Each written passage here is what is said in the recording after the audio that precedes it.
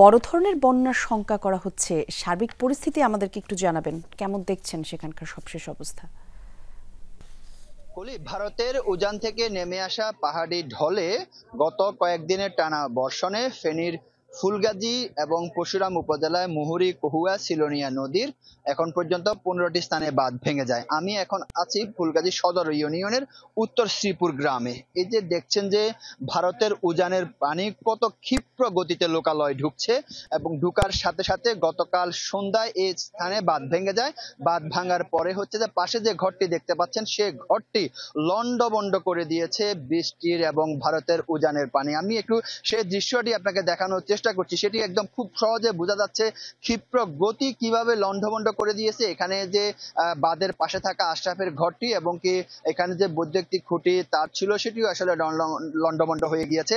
এখন ক্ষিপ্র গতিতে লোকালয়ে পানি ঢুকছে, সে পানি এখন এখান হয়ে ফেনী সদরের দিকে যাচ্ছে। তবে বলা চলে যে এভাবে যদি ঢুকতে থাকে তাহলে হয়তোবা বড় কোনো ধরনের শঙ্কা হয়তো তৈরি হতে পারে। এখানকার পানি উন্নয়ন বোর্ডের নির্বাহী প্রকৌশলী যেটি জানিয়েছেন, মুহুরী নদীর পানি বিপদসীমার 67 সেন্টিমিটার উপর দিয়ে প্রবাহিত হচ্ছে। যদিও এখন পানি মুহুরী নদীর বিপদসীমার উপর থেকে কমেছে, কিন্তু এই সকল পানি যখন যে সকল স্থানে বাঁধ ভেঙেছে ভাঙ্গা কবলিত স্থানগুলো দিয়ে মূলত পানি লোকালয়ে ঢুকার কারণে হচ্ছে মুহুরী নদীতে কিন্তু এখানকার যে পানির যে উচ্চতা সেটি কিন্তু কমেছে। তবে এখানকার বাসিন্দারা যেটি বলছে যে এবার যে 7340 কোটি টাকা যে প্রকল্পটি হাতে নেওয়া হয়েছে সেটি যদি যথাযথভাবে যদি বাস্তবায়ন করা যায় তাহলে এখানকার মানুষরা এরকম বন্যার কবল থেকে রক্ষা পাবে। জি, ধন্যবাদ আপনাকে আরিফ। সারা দেশে বৃষ্টি পরিস্থিতির খবর আমরা জানবো, সহকর্মীরা আমাদের সঙ্গে যোগ দেবেন। শুরুতেই যেতে চাই নোয়াখালীতে, সেখানে থেকে আমাদের সহকর্মী মোতাসিম বিল্লাহ সবুজ আমাদের সঙ্গে যোগ দিচ্ছেন। সবুজ, বৃষ্টির এখন কি অবস্থা আমাদেরকে একটু জানাবেন নোয়াখালীতে, আর জলাবদ্ধতায় সাধারণ মানুষের ভোগান্তির চিত্র একটু জানতে চাই।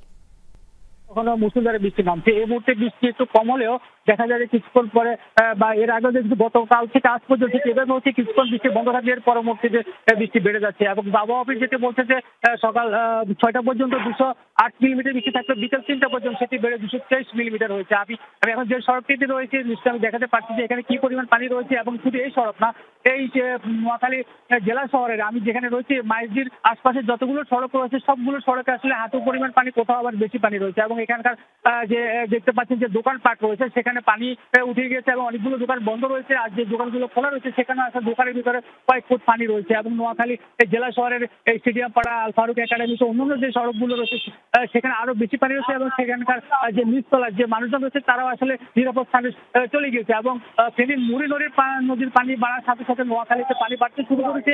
এর জন্য নোয়াখালী জেলা প্রশাসনের পক্ষ থেকে নোয়াখালীর যতগুলো দপ্তর রয়েছে সবাই সমন্বিতভাবে নোয়াখালীর যে বন্যার আশঙ্কা করা হচ্ছে সেটি মোকাবেলার জন্য জরুরি সভা করেছে। এবং সেখান থেকে দুর্যোগ ব্যবস্থাপনার জন্য বা জলাবদ্ধতা দূর করার জন্য নোয়াখালী তারা মেডিকেল টিম, সুস্থ খাবার বা অন্যান্য প্রস্তুতি নিতে শুরু করেছেন। এছাড়া নোয়াখালী বন্ধ রাখা হয়েছে। এবং নোয়াখালীর মানুষ একটা উদ্বেগের মধ্যে রয়েছে যে গেল বছর 24-এর যে ভয়াবহ বন্যা রয়েছে সেটি যে পরিমাণে পানি রয়েছে এখনো ঠিক সে পরিমাণে পানি রয়েছে, সেজন্য একটা উদ্বেগ কাজ করছে স্বাভাবিকভাবে। জি, ধন্যবাদ আপনাকে সবুজ। দর্শক, আমরা যাব কুমিল্লাতে। কুমিল্লা থেকে আমাদের সহকর্মী খোকন চৌধুরী আমাদের সঙ্গে যুক্ত আছেন। খোকন, কুমিল্লাতে কোন কোন এলাকা বৃষ্টির পানিতে নিমজ্জিত হয়েছে একটু জানতে চাই। একই সাথে যেমনটা জানতে চাচ্ছিলাম মোতাসিম বিল্লাহ সবুজের কাছে যে নগরবাসীর যে ভোগান্তি, সেই ভোগান্তি চিত্র একটু আমাদের কাছে তুলে ধরবেন। কলি, কুমিল্লায় কিন্তু গত 2 দিনের যে টানা বৃষ্টির ফলে কিন্তু শহরের বিভিন্ন স্থানে জলাবদ্ধতা দেখা দিয়েছে। আমি যদি বলতে চাই বিশেষ করে নগরীর প্রাণকেন্দ্র নজরুল এভিনিউ, কান্দিরপাড়, মনোহরপুর, দক্ষিণ চত্বর, রেসকোর্স এবং বিভিন্ন এলাকা অর্থাৎ 27টি ওয়ার্ডেই কিন্তু আসলে বিভিন্ন জায়গায় জলাবদ্ধতা দেখা দিয়েছে। ফলে কিন্তু সাধারণ মানুষের যে ভোগান্তি সেটি কিন্তু আসলে চরম পর্যায়ে পৌঁছেছে। আসলে অল্প বৃষ্টি হলেই কিন্তু শহরের বিভিন্ন অলিগলিতে পানি জমে দেয়। ফলে সাধারণ মানুষ কিন্তু আসলে এই জলাবদ্ধতার মধ্যে দিয়েই তাদের যে দৈনন্দিন যে কাজকর্ম সেগুলো কিন্তু সারতে হচ্ছে। বিশেষ করে যারা শিক্ষার্থী রয়েছে শিক্ষার্থীদের ক্ষেত্রে কিন্তু আসলে বড় একটি সমস্যা হচ্ছে জলাবদ্ধতা। এবং যে নগরবাসী যেটি বলছেন যে আসলে যে সিটি কর্পোরেশনের যে উদাসীনতা, অর্থাৎ বৃষ্টির মৌসুমের আগেই কিন্তু ড্রেনগুলো পরিষ্কার পরিচ্ছন্নতার কাজ করা হয়, সেখানে কিন্তু আসলে এই বছর তেমনটি না হওয়ার কারণে কিন্তু জলাবদ্ধতার অন্যতম কারণ হিসেবে দেখছেন। বলি। জি, অনেক ধন্যবাদ আপনাকে আমাদের সঙ্গে যুক্ত হওয়ার জন্য। খোকন, যাব বরিশালে। বরিশাল থেকে আমাদের সহকর্মী কাউসার হোসেন আমাদের সঙ্গে যুক্ত আছেন। কাউসার, জলাবদ্ধতার খবর জানতে চাই, বরিশালের কি অবস্থা? ভুক্তভোগী সাধারণ মানুষ যারা আছেন তারা কি বলছেন? আবহাওয়া অফিস কোনো তথ্য দিয়েছে কিনা?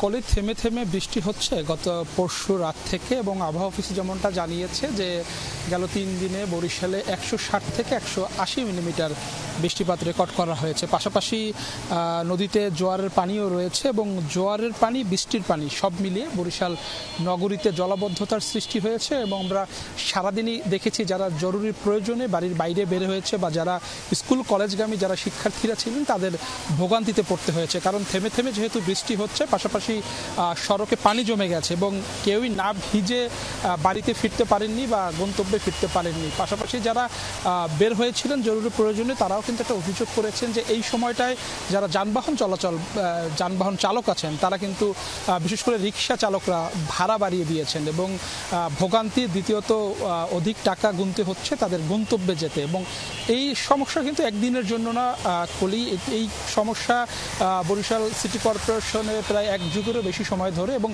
যখন থেকে নগরীর বিভিন্ন এলাকায় যে মাকড়সার জালের মতো যে খালগুলো ছড়িয়েছিল, সেই খালগুলো যখন থেকে দখল হওয়া শুরু হয়েছে, ভরাট হওয়া শুরু হয়েছে, তখন থেকে কিন্তু নগরবাসী এই ভোগান্তিতে পড়তে শুরু করেছে। এবং যত দিন যাচ্ছে নগরবাসীর এই ভোগান্তি বাড়ছে, এবং কবে নাগাদ এই ভোগান্তি থেকে নগরবাসী রেহাই পাবে সেটি কিন্তু যারা কর্তৃপক্ষ রয়েছে, সংশ্লিষ্ট কর্তৃপক্ষ, বিশেষ করে বরিশাল সিটি কর্পোরেশন, তারা নির্দিষ্টভাবে কিছু বলতে পারছেন না। বিগত দিনে যারা বরিশাল সিটি কর্পোরেশনের দায়িত্বে ছিলেন, জনপ্রতিনিধি ছিলেন, তারা জানিয়েছিলেন যে 2 থেকে 2,500 কোটি টাকার একটি প্রকল্প, যেটি খাল খননের জন্য, সেটি মন্ত্রণালয়ে দেয়া ছিল, কিন্তু সেই প্রকল্প পাশ হয়নি।